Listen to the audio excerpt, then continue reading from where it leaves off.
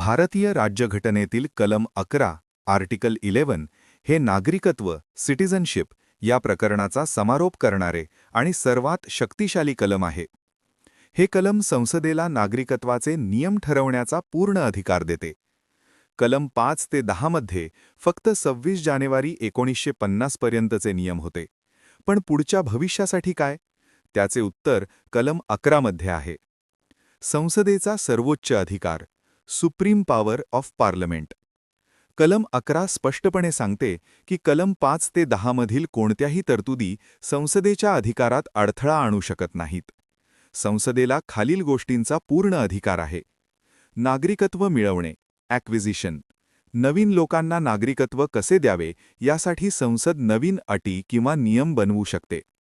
नागरिकत्व रद्द करणे टर्मिनेशन. कोणत्या कारणांमुळे एखाद्याचे नागरिकत्व काढून घेता येईल हे ठरवण्याचा अधिकारही संसदेला आहे.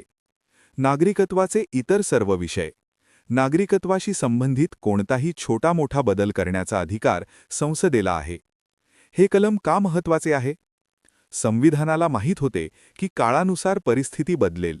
फाळणीच्या वेळचे प्रश्न वेगळे होते आणि 50-100 वर्षांनंतरचे प्रश्न वेगळे असतील. लवचिकता. संविधानाने नागरिकत्वाचे नियम कडक करून ठेवले नाहीत.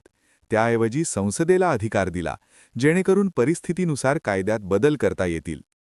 नागरिकत्व कायदा 1955.